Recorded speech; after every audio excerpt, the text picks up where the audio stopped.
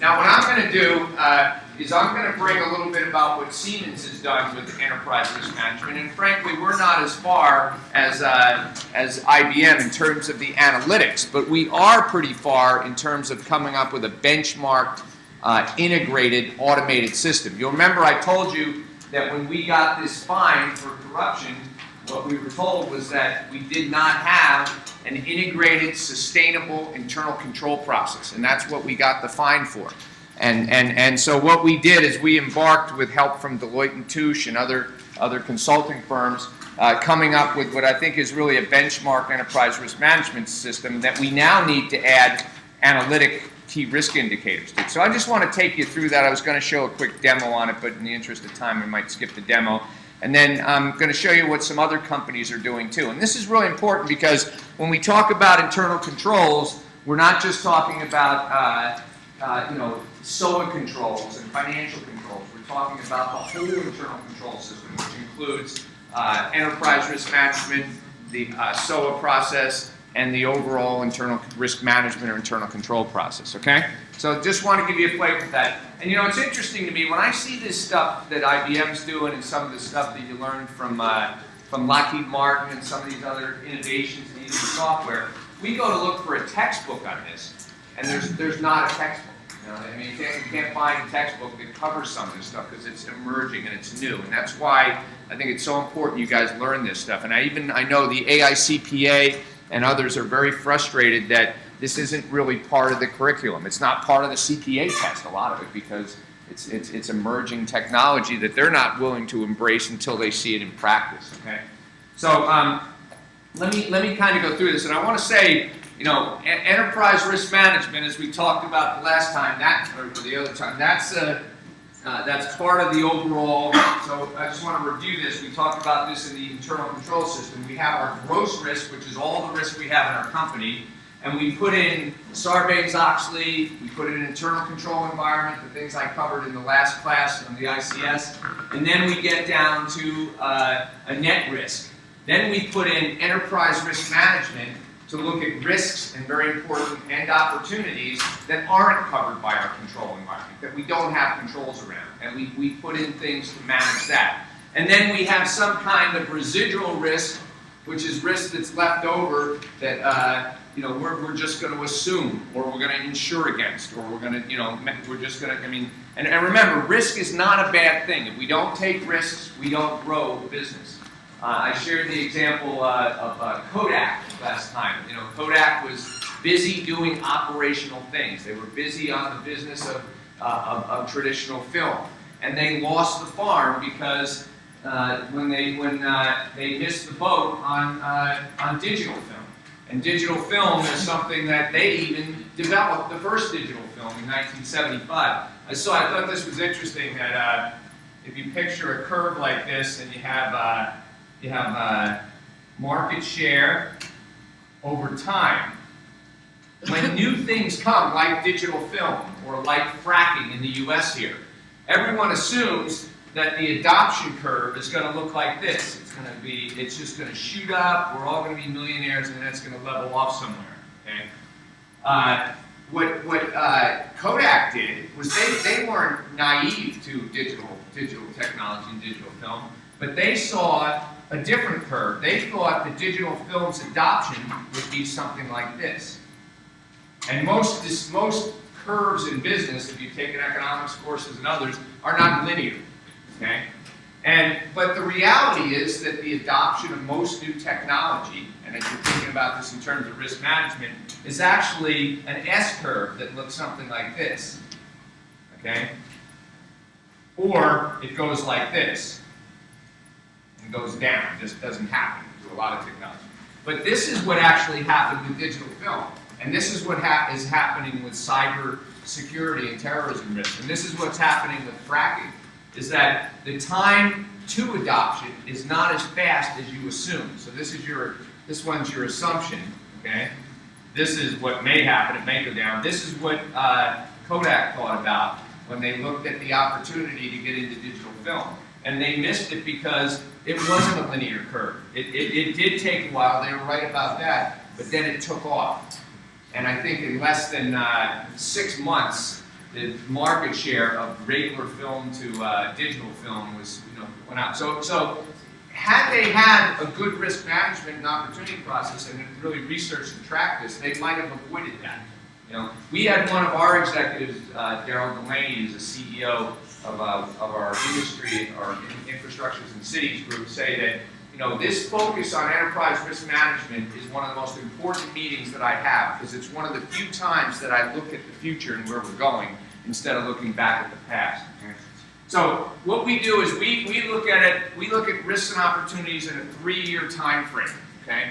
And I'm going to share these slides with you, but I have to take a few slides out because some of them are confidential around actual risks that we have. And we use a model called the COSO model, which IBM uses as well, and that's where you heard Jim talking about strategy, operation, reporting, and compliance. That's the focus. And remember, we talked about an ICS, internal control system, that covers everything you do in your business. There's nothing you do in your business that doesn't fall under one of those. And then we look at objective setting, what are our goals, identifying, event identification, risk assessment, risk response, control activities, information communication, and monitoring. And this COSO Cube was actually just updated with what's called the COSO 2 model, which really didn't make a whole lot of changes. But you'll find wherever you go that a lot of people use this as a best practice. So Siemens, we designed our system around this, okay? I said last time that we don't have any risks or opportunities unless they're linked to business objectives, okay? So if you're working on a risk or mitigating a risk or leveraging opportunity that doesn't in some way impact whether it's growth, people, reputation, cost, and service, these are just examples of business goals. But and most businesses, you'll find good businesses, they can articulate on one hand in 5 or so things what are the key objectives of that business. And every time you make a decision, you want to ask yourself, when you're looking at a risk or an opportunity, how is this going to impact my objective? So this is an extreme example, but we're not going to spend a lot of time talking about where the water cooler ought to be, because that doesn't have any impact. Well, it could actually, but it probably doesn't have, may have a people impact. It doesn't really have an impact on our goals and objectives. So we only have risks relative to goals and objectives, and that's important because a lot of times decisions are made in business without thinking about how does this impact my goal or my objective in the company. And then we talked about at Siemens, we broke these down and we identified these 4 key areas: strategy, operations, financial, and compliance. And I made this point last time, but we do the same. My point here is the same thing for risk management that we use for in the internal control process. So there's things that are strategy, like the internal control process itself, strategy, planning, resource allocation. Then there's operational things. And Jim showed you in the example where they're using analytics to monitor supply chain, for example. That's an example of using enterprise risk management and analytics to monitor an operational thing. Because when we think about this, the whole emphasis of Sarbanes-Oxley and everything is on financial impact. But the truth is that really the most important areas for your business surviving are over here. Kodak might have done a great job of managing financial and compliance, and they did. They were doing all the things right, but they missed the boat on some of these things. And I think it was neat the way IBM showed you can use technology to do analytics. I thought it was also interesting, he said it's not just about analytics, because if you're not thinking strategically and you're not thinking how to leverage these things, you could easily miss the boat too, even though you may be doing a lot of analytics. Okay? So my point here is that this is the same as what we covered in the internal control system. We have the same focus of these 4 areas of strategy, operational, financial, and compliance for our enterprise risk management process. And those are just some of the other areas. And again, for us, the thing is there anything we do at Siemens that doesn't impact one of these? And if there is, then we need to add it to here, because we want to cover our whole control environment or all of our processes in our business with our focus on internal control. Okay? So then these are some of the things we call these sort of risk prompters to think about, what are our risks? And that's why I'm such an advocate of moving toward using analytics, because you get a bunch of people in a room and they're busy with life and work, and they may not think of things. Some companies I know from being on the corporate executive board of risk management consortium, You know, some companies actually go with an employee and they sit down and say, during your PMP, what risks do you see in the company? And then they bubble that up, so it's sort of bottom up. So we find out what are the risks in an organization from the people that really see it. Because let's face it, if any of you work in an industry, a lot of times your boss is clueless, right? He doesn't know what's going on. You know what's really going on in the department and the people in the organization. And I think that's an important sort of bottom-up approach. But we look at things like economic developments, you know, the economic things going on now in Europe and other things. How do they affect my business objectives? Internal control deficiencies. What have we found in audit reports or from our external auditors that point out risks in our business? Technical developments. You know, this whole unconventional gas and fracking. Huge thing in the U.S. right now. I don't even know if you know this, but this thing is massive. We're going to be energy independent possibly by 2017 or something if we continue to grow. And we're shipping a lot less oil in, and it has huge implications, good and bad ones. It has environmental implications as well that are concerning. Okay, our performance, our customers, our markets. We just divested of our lighting business, Osram Sylvania, because it's not a business, it's not a margin business, it's moving to the whole LED thing. It's a much more competitive business. It was a strategic decision that we used enterprise risk management for to decide that really doesn't fit our portfolio, our customer portfolio.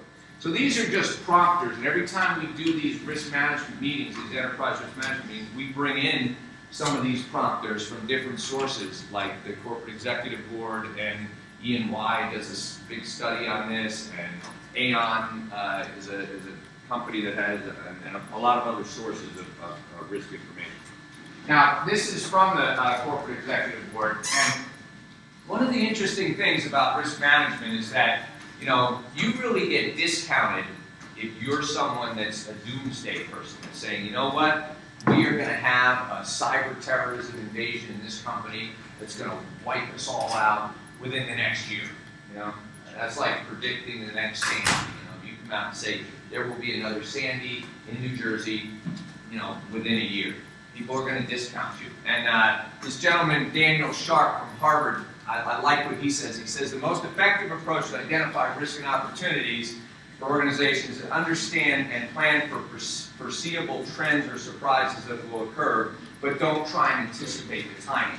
So take some of the things that have happened in our country over the last decade or so. You know, the Enron, WorldCom kind of things, the financial collapse, the bribery thing that Siemens went through. You know, the housing bubble, were there some trends and things that you could have seen? I remember my dad in 1969 bought a house in Spring Lake, New Jersey, and the realtor told him, you know, this real estate bubble was going to burst any time. That was in 1969, so it wasn't until 2005 that it actually did. But were there some trends in the housing market? We saw an inflationary 30% growth in the Jersey Shore area a year. You know, that's concerning. That's not sustainable. And as someone said, if it's too good to be true, it probably, you know, is or is not. So it sounds too good to be true. It probably is. So you know, you want to look at trends, and there's trends today that you see around the world. You know, with things like cyber terrorism and stuff that we've got to read, and we want to mitigate those trends. We don't want to predict an event. So, but me as a risk officer, if I go into Siemens and say, you know, this whole thing's going to fall apart with cyber terrorism within the next year, and we're going to get hacked, and we're going to go under. People are going to discount that. But if I say, you know, we have had, we're an infrastructure provider of power generation stations. We've been hacked on a regular basis, and it's a very serious issue. And I mean, we've actually been attacked, and we can prove it. And there's 100,000 people in Beijing somewhere that are working for the government that are hacking. And the U.S. is doing hacking as well. So it's not just China. I'm not picking on China. So, but what this does is, so we look at impact and likelihood, just like we talked about on the heat maps, and then we look at velocity, okay? And red is a high velocity, a green is a slow, and a yellow. So velocity is how fast is this thing coming at us? So if I have you know, a compliance violation like a corruption thing that the SEC is all over and they're coming after us, that's a high velocity thing. If I have a litigation lawsuit around some product thing that's going to sit in courts for 5 years before it gets settled, and most of them that's what happens, that's not a high velocity. So I'm going to react differently based on the velocity. And then we have this concept, maybe you've heard this, and interestingly, you know, you have high impact, low likelihood things. Those are the things that cause the biggest problems. If you think about the financial collapse that just happened a few years ago, that was a high impact, low likelihood. No one would have predicted that. Enron got an award for their compliance and internal control process 1 year before they collapsed. That was a high impact, low likelihood. They're called black swans. And we like to go black swan hunting. But again, when you start talking about black swans, people discount it. Oh, Enron, nothing can go wrong with Enron. They're the darling of Wall Street. They're doing great. You know? Or how could the whole world economy collapse back in 2006 or 2007? You know, it couldn't happen. You know, it would never happen. So you got to be sort of cautiously, you know, cautious and naive about your own projections of the future. And another interesting thing is that in looking at risks and stuff, the obvious future is seldom the real future. Okay? And I shared the example last time about the watchmakers in Sweden or Switzerland that they had, you know, 85% of the watch market in 1969. Today they have 4% of the watch market because they missed, you know, they missed the court's watch and lost it. 65,000 people lost their jobs. But so often, what seems like the obvious future is not. I know when I was growing up in the Jersey Shore, back when I was a teenager, we had hypodermic needles washing up in the beach. We had, because they burned medical waste off the coast here. We had red tide that used to sting your eyes because of pollution and stuff. And so I said, in my infinite wisdom, my dad had a nice house in a town called Seagirt by the shore. I said, Dad, you ought to get out of here because this place is going downhill fast. You know, and the whole shore is going to be, you know, gone.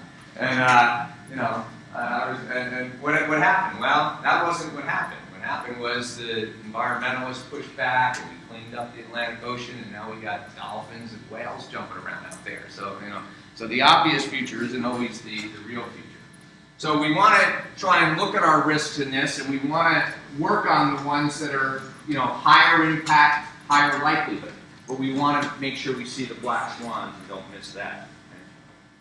Okay, I just told you the answer to this question. We don't have our clickers here, but how do you hunt down black swans? Any thoughts on that?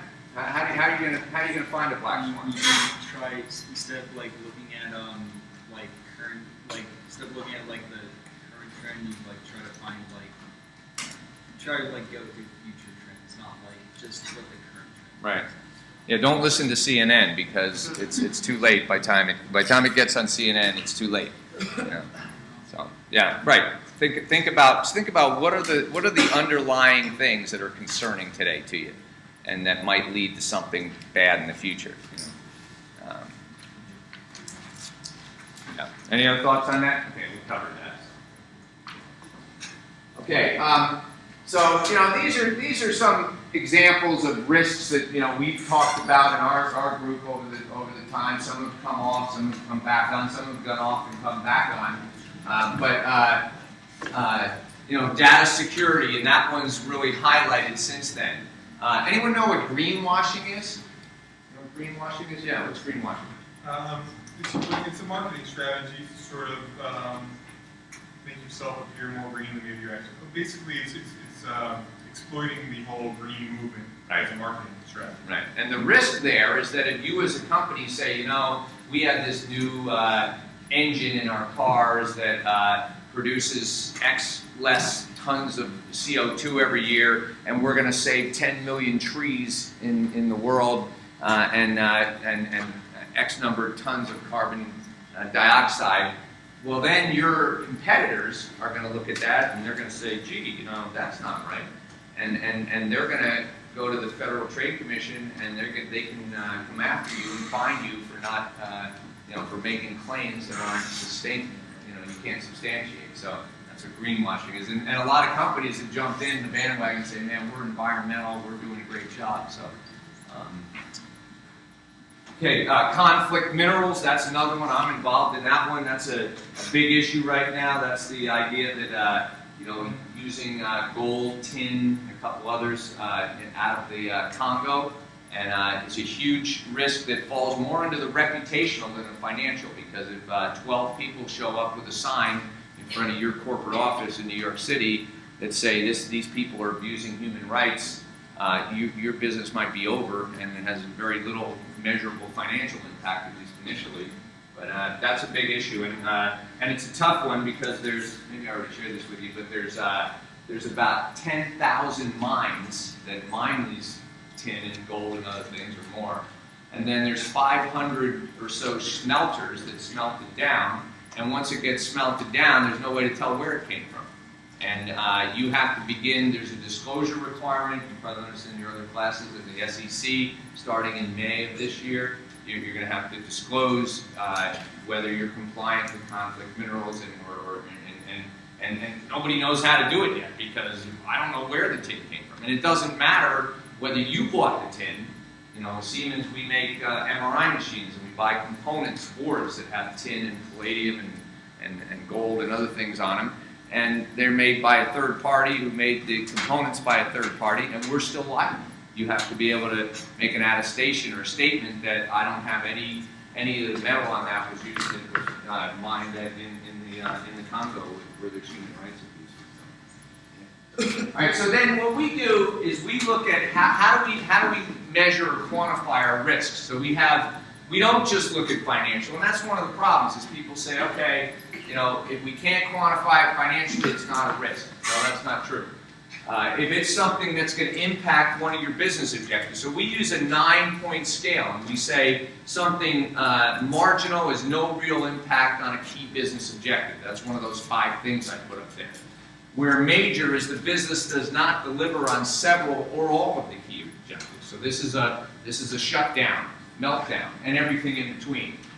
Media, again, very important. You know, I told you that most fraud cases last time never go to trial. Why? Because companies don't want the media attention. They don't want any attention from media. Okay?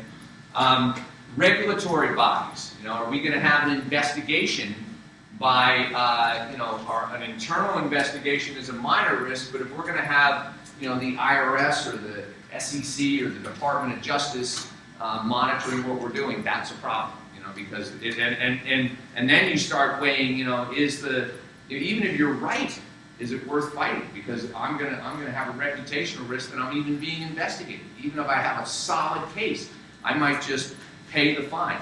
And I told you the new head, Joan White, what's her name, of the SEC has decided now that they're no longer going to allow companies to just say, you know, we didn't do anything wrong, but we're going to pay $50 million. That they're going to want companies to actually publicly state that we did something wrong. Because you see a lot of that. But that's this maneuvering that people don't want to deal with that. And another big one is management time. You know, I've seen little things in a business that tie up the whole management staff. So what are they doing while they're worrying about this major, you know, this issue? They're not running their operations. They're not developing their people. They're not, you know, running the business. That's a huge risk to a business because it can get maybe like Kodak. I mean, you know, get your eye off the ball. And then financial. And this is usually pre-tax profit. And a lot of times it's very hard to come up with financial things, and when you do, there's always someone in the room that says, yeah, but I don't agree with that assumption, and I don't agree with that assumption. So I like to get people focused on some of these others, because if we don't, you know, this is just the speedometer that tells you where you are in your business. But what you do with these things is what gets you there, you know. So I like to steer people away sometimes from financial, because you always get some, you know, wannabe accountant in the room that says, you know, that's not 50 million, that's only about 20 million, and then you argue about that instead of dealing with the issues. Okay, and then for opportunities, we do the same thing, except for opportunities, we only focus on business objectives and financial.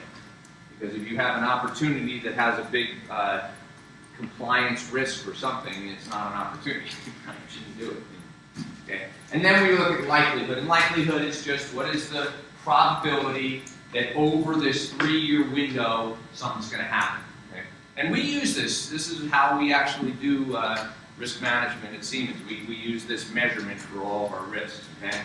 And so then what we do is we take these risks and we put them in, and we have a response plan for them, and we have a date that they got to be done by, and we place them on a heat map like this. Okay? And you can see that with risks, the biggest impact is in financial and compliance, because that's where we're focused with our SOA controls, and a lesser impact in strategies and operations. I'm not going to go through these, because these are actual risks here, and I won't include them in the slides I put out in Blackboard, but just want to give you an idea. So we're measuring the trend. Which way are they heading? Are they going up? Are they getting worse? Are they getting better? And then with opportunities, we got the inverse problem. We have them on the heat map too, but most of them are strategy and operations. They're businesses we can go after, like the upstream of fracking, or cleansing the water of fracking, and dealing with the environmental things, or they're opportunities to purchase businesses, or to take away market share, or to impact our competitors. Okay? And this is just the same thing as the business objectives. Okay? Now I was going to do a demo here, but I want to make sure that I give Chi enough time to finish it. So I was going to take you on the tool, but in the tool we have, I'm not going to take you on because I have to click this over too, but we have all 1,000 companies that are in Siemens all doing this same thing, and it all rolls up into one final corporate ERM. And we have response plans, and everyone has to move in the response plans, and there's a central tool I can see who's done what and where we're at. So we centralize that. Next step is what you saw with IBM here. Now we want to have analytics so we can qualify risks, identify new risks, and mitigate risks and leverage opportunities. And I think this opportunity thing is so key, because if we don't dream about what the opportunities are in any business, you're going to just implode at some point, because the world's going to go by you, like Kodak and like many other companies that missed the boat. In fact, if you look at a lot of major companies, very few of them were major companies 20 years ago or 30 years ago. There's some examples, but a lot of them did because they stopped innovating, they stopped growing. So this is just a chart that shows you, and this is based on actual empirical data, that the biggest value loss to a company, some myths about, I'm just going to talk for a minute about myths about enterprise risk management. One myth is that, that it's all about financial risk. Well, look at this, financial risk is only 15% of the risks. Compliance is only 7%. Now that gets all the press, but that's not the most important part. The biggest value loss, almost 75% or better, is in strategy and operations. Okay? And those are the things that really move your business. And don't, just because you guys are going into a professional accounting MBA program, don't just focus on financial, because as you saw in Jim's presentation and what we're looking at, it's much bigger than financial. And you're much more valuable to the company if you understand the impacts in these other areas and not just in financial. Another myth is that we're good at risk management because we've invested in a tool, and that's the genesis for the question I asked Jim. Is this thing, and our biggest fear in our risk management process is this just another corporate bureaucracy? Because there are people that put in risk management, and people just say, okay, great, we got to do this quarterly meeting, and check the box, and let's be done with this.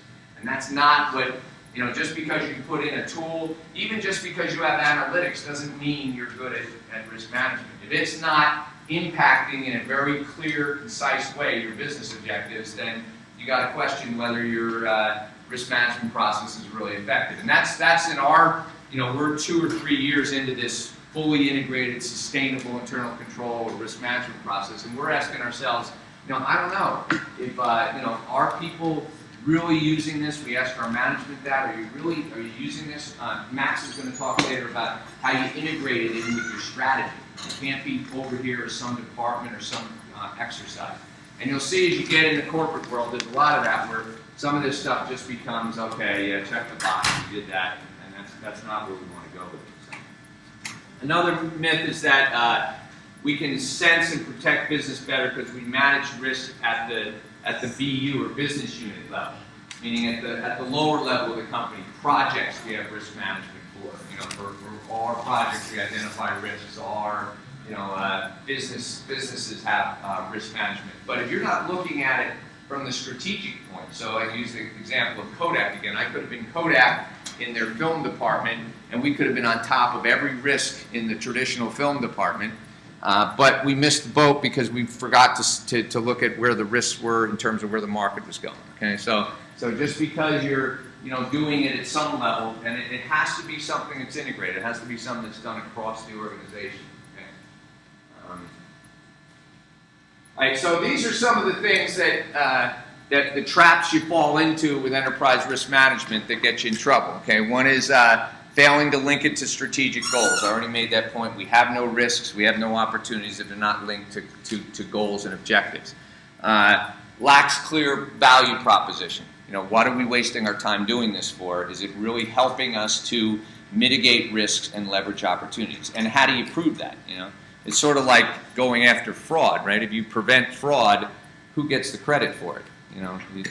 There is no fraud to say we saved millions in fraud. It falls through to your bottom line, to your EBIT, but you don't get credit for it all the time. Little substance to risk appetite. I'm going to cover this in just a minute. This is a new concept that we're exploring at Siemens about identifying what is our risk appetite. I said you have to have risks. You have to take risk in a business. You have to take risks in your personal life.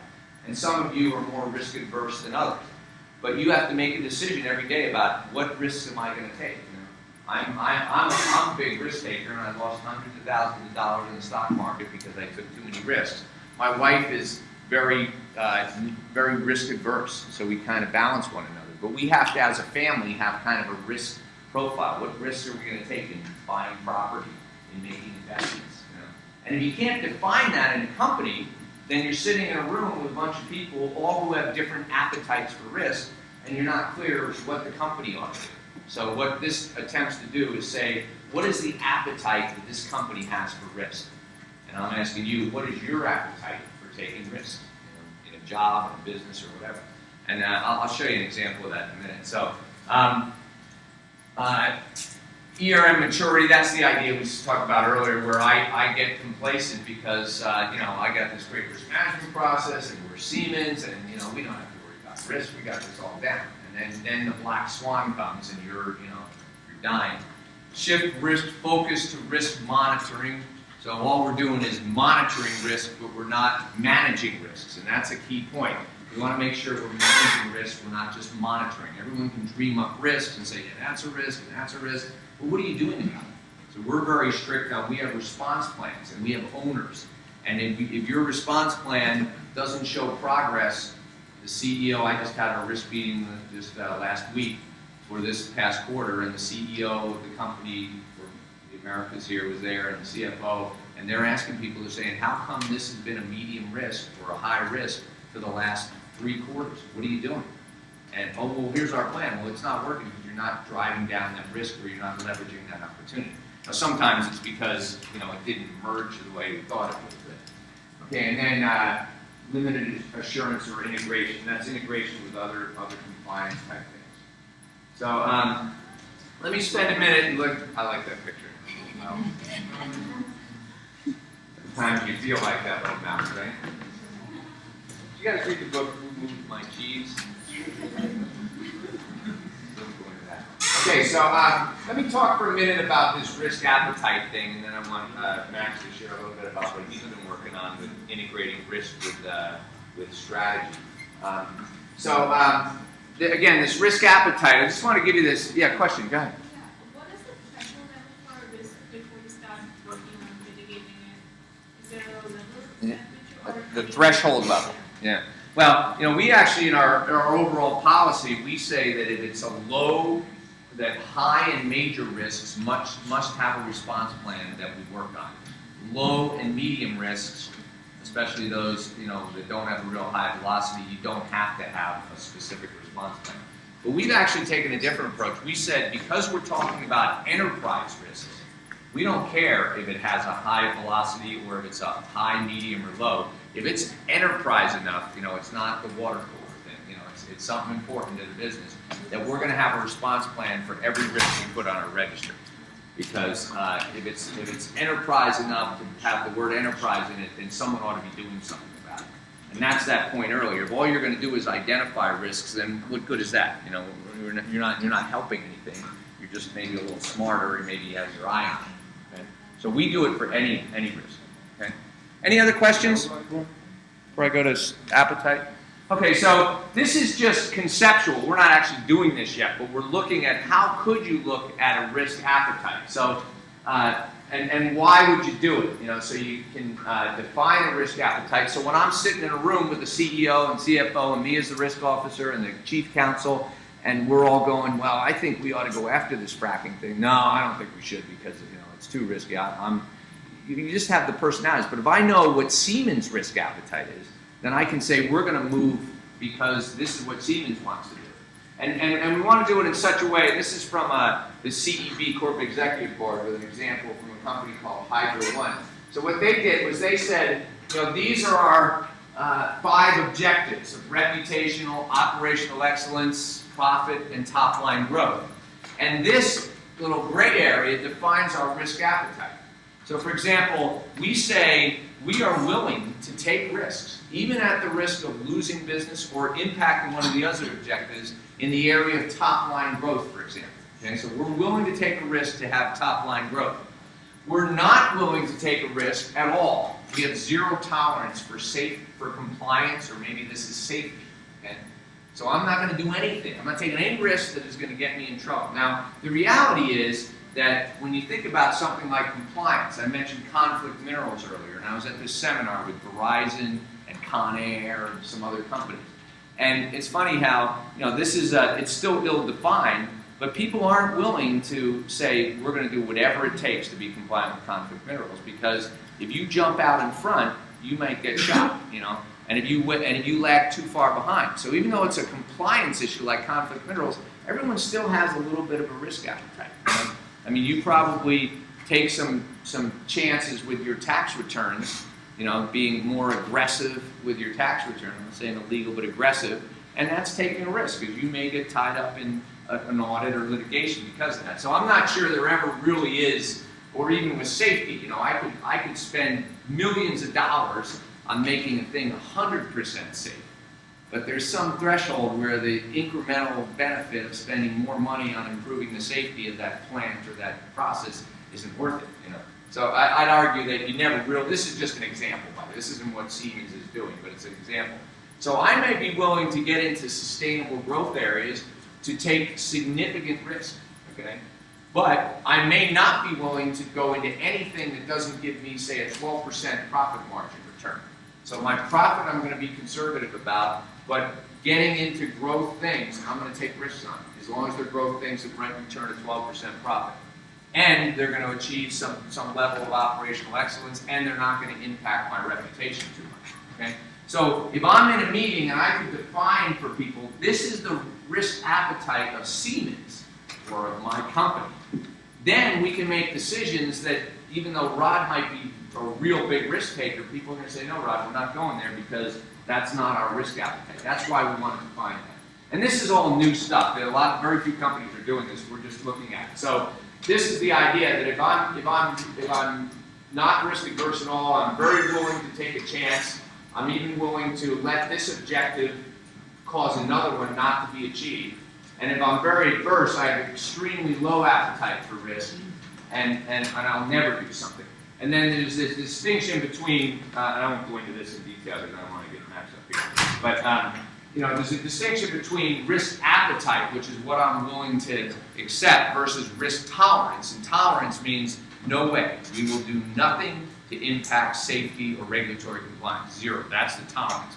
The appetite is, well, we're willing to accept some, but not a whole lot. I have an appetite.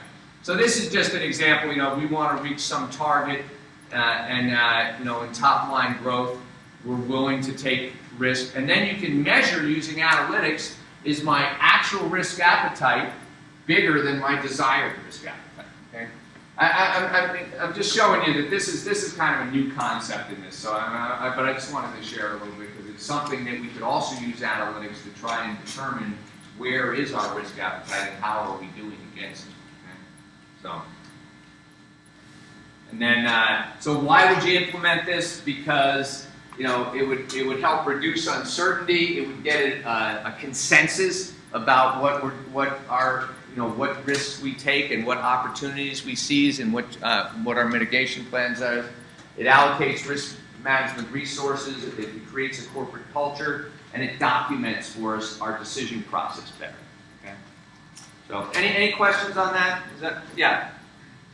Once developed, to what degree is that risk appetite dynamic? Can it change over time? Does it make sense to allow it to change over time? Yeah, absolutely. Because if we take big risks on top line growth and we get burned, we're probably going to say, that's not a good idea. Or if I'm a bank, or I get into banking, or even within a company, it's going to differ. If I'm in Siemens Financial Services, which is basically a bank, I'm going to be more risk adverse in terms of taking risks than I'm going to be if I have a software development section of my company.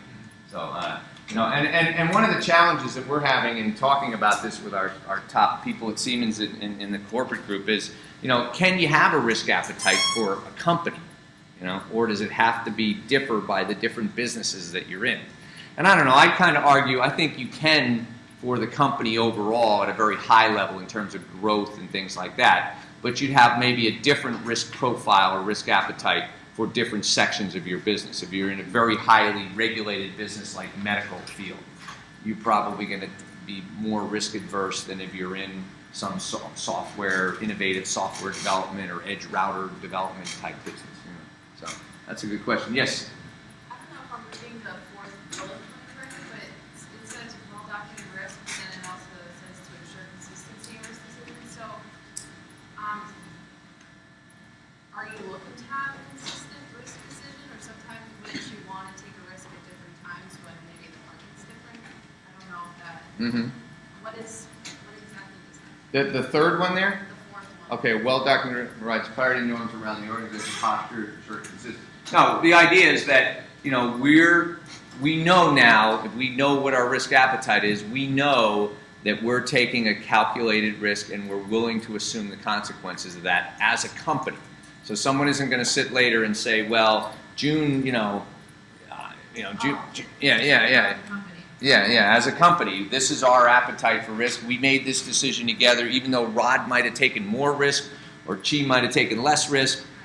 We made that decision based on a defined appetite. And I see this today where we sit in a room and I say, hey, man, why don't we go do this? And everyone says, no, that's too risky. We're not doing that. And I'm saying to myself, well, are you saying that as the company? Or am I saying my position as a company? No, it's just Ken Myers and Rod Brennan's perspective, Whereas if we had a perspective of what the company's willing to do, it kind of draws a consensus. Yes? Which companies do you feel have the highest and also lowest risk appetite? Say that again, a little loud. Which companies do you feel has the highest and lowest risk appetite, in your opinion? Yeah, that's a great question. What do you think of Apple? What's Apple's risk appetite? What? Or Google? High? Yeah. Yeah. But then again, if I said Citibank or Bank of America, or AIG, what was their risk appetite? It's amazing. I'm still reading this book, the smartest guys in the room about the Enron thing. The risk that people take is just unbelievable. That's a great question. I think because by the way, all these companies are trying to figure this out, so this is kind of an emerging trend. That's a great question. I'm trying to think of a company that's really, a lot of times if you have very good processes and a lot of research and a lot of analytics, some of that intelligence, you can do some really potentially risky things in a very safe way because you know where you're going. If you're Apple or something, Apple took huge risks in it. Profitability of Apple is 39% net profit or something versus we want to get to 12%. They're 39%. It's unbelievable. That's a great question. I don't know. Any thoughts? Okay. Yeah, just want to give you that kind of as a concept. And again, we want to bring the industry into, and this is how to implement it, look at trade-offs, our recommendation started at the strategic level, and then drill down. Don't try and start at bottom up, because then people are going to argue about which risk really represents it. So, any other questions on that? I want to have Max share a little bit. Just I told you about emotional intelligence. I want him to present a little bit. He's working for me with it in this group here. He's here to learn. Does anyone speak German in here? Yeah, but I can see guys. Can we do this? Can we do this in German? Good. You translate it then for everybody? Yeah. So I just want him. He's just going to share a little bit about the importance of with an example from the corporate executive board of linking risk to strategy, and then she's going to jump in and do her thing. So this is just a short. So okay. Let's give Max a hand.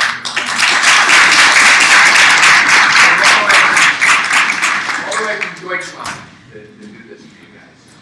Exactly, yeah. Thank you very much, Rod, for giving me the opportunity to share some of my experience about the ERM system in Siemens and about our business partner, CEB, the Corporate Executive Board, and the latest case study that we have had with them.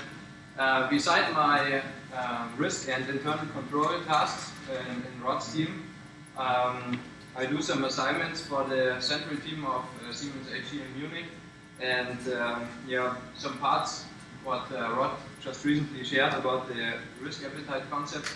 That was our last task, and I'm really pleased that Rod brought up these slides, because this risk appetite topic in generally that's kind of a novelty in the ERM landscape.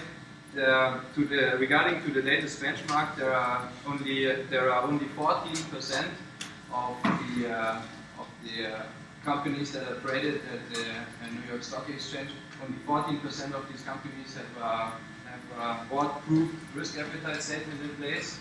62% of them do not have any efforts in this, and we are in between. We are currently processing on that. The latest assignment that I had was a benchmark about our ERM system at Siemens in comparison to our competitors. And one educated guess coming out of this could be that financial markets do appreciate companies which continuously lead in a risk-orientated manner. For example, also with setting up a risk appetite statement, or it could be to which extent the development of the stock price of a company is influenced by ERM activities. That includes also what is published in an annual report, and we have companies that do not publish anything about the risk management efforts in the annual report. They're doing well, and there are some companies that are publishing a lot. They're doing also well. So that's will be a very interesting task. So in order to continuously improve our ERM system at Siemens, our motivation is to find some potential white spots in our ERM system that can harm our business, and we try to get some transparency about that in doing like this benchmark with some of our peers and competitors, and according to this we signed up a contract with this Chief Executive Board, which is the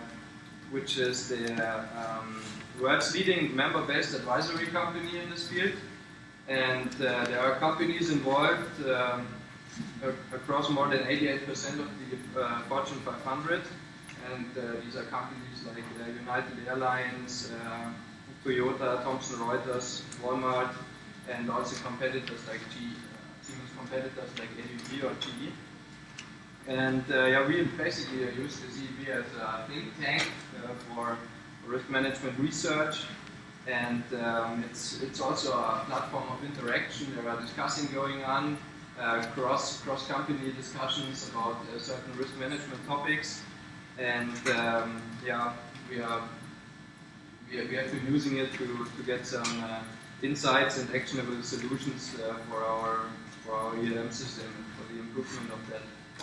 So today I would like to share with you a case study which is about which is about aligning risk monitoring with strategic objectives. It's about a company called Westinghouse Electric, and they are operating in they are a leading nuclear energy company. Which is interesting about that is that Siemens bought almost the whole range of Westinghouse some years ago, except of this nuclear power part, because we are not operating in that. Now it belongs to Toshiba Corporation. Just as some background information, they have 13,000 employees and make a revenue of $5 billion per year. And yeah, let's see what they did here. Let's see the steps of involvement. First, they establish 3-year goals, what we do in Siemens as well. We have a 3-year cycle there. And yeah, CEO, strategy, senior leadership, everybody is involved in that. One goal could be to achieve earnings growth of X% per year. Then they continue with determining in-year objectives for the current fiscal year. That it gets more specific, which means that they plan to grow revenue of business in Europe for 5%. Then the ERM team comes in place by identifying activities in support of in-year objectives, and finally they select some key risk indicators for each objective, and this could be the electricity demand in Europe. Then after strategy objectives are drafted and cascaded through the company, ERM hosts strategy deployment workshops to ensure that enterprise risks are considered and sufficient mitigation efforts are included in the business plan. Yeah, that works as follows. The activities in support of the in-year objectives are. No, it's on the board there. Click it. Yeah, sorry about that. Okay, yeah, here. So the activities, and yeah, then they have a pre-workshop risk assessment where they identify the likelihood and the impact of the certain risks. Finally, they implement it in a heat map, which we do also at Siemens. Heat map is a very good tool to illustrate where the risks are. It's basically likelihood and impact, and the more it goes into the red part of the heat map, the higher is the risk in there. This is like a top-down approach to take into account all risks that are possible there, and also the amount and the extent of this risk. Then it comes to this critical point in this slide. After this assessment, they create a risk adjust. They adjust the business activities to the outcome of the assessment, which specifically means here in this case that this streamline product portfolio mix, which was planned to be implemented, does not take place because the risks are too high. I mean, there are different kinds of dealing with risks. The first one is you avoid it, then you are out of business. The second one is you transfer it, like to an insurance company or something.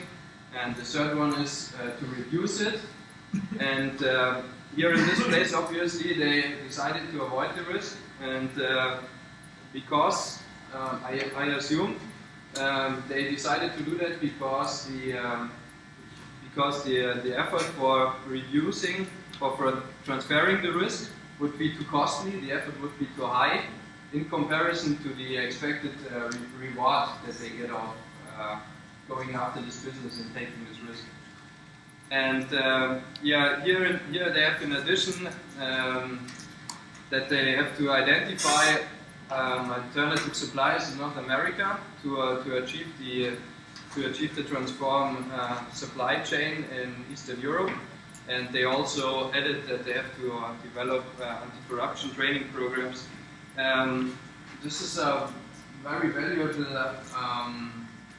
very valuable action, because by doing this, by using risk-adjusted by using risk-adjusted business activities, it brings much more clarity about the upcoming risks, which results in a superior allocation of ERM resources, which means they avoid over-investigating in certain risk areas, and on the other hand, they avoid taking unexpected harmful risks, which could hinder the company to achieve their business objective.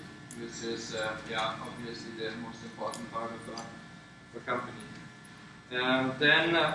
Once strategic objectives and related business plans are finalized, ERM supports the development of key risk indicators to monitor risks during strategy execution.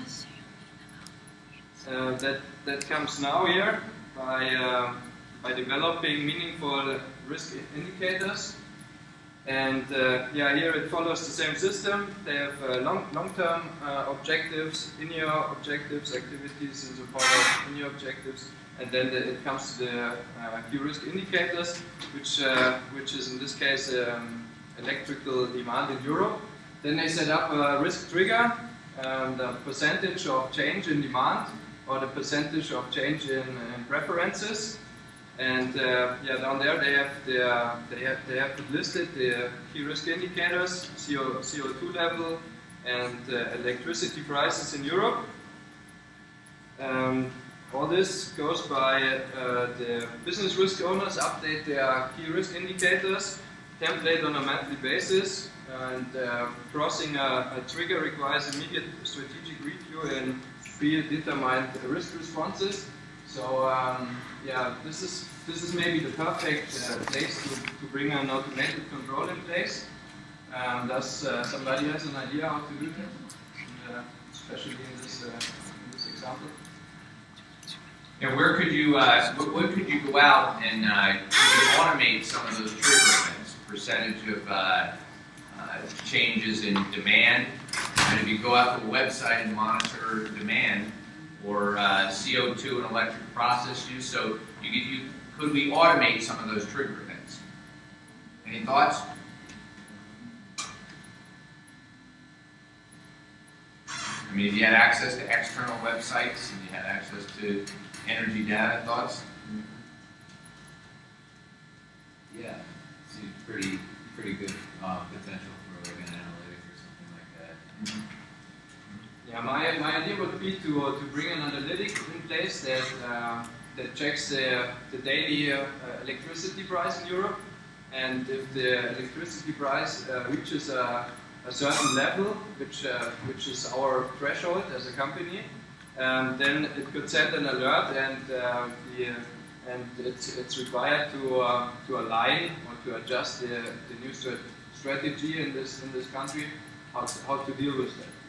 And just like the IBM example where you showed it, if a country has certain currency things happening that are all monitored on an internet site, then that throws a trigger and we're going to start taking fiscal policy changes. If we did that, we would not end up in disasters, and we could. But what happens instead is all this goes on, and then at the end of the quarter, you get your books closed and everything, you find out you had a disaster, and then you make some strategic decision. That's why this is so important to use analytics.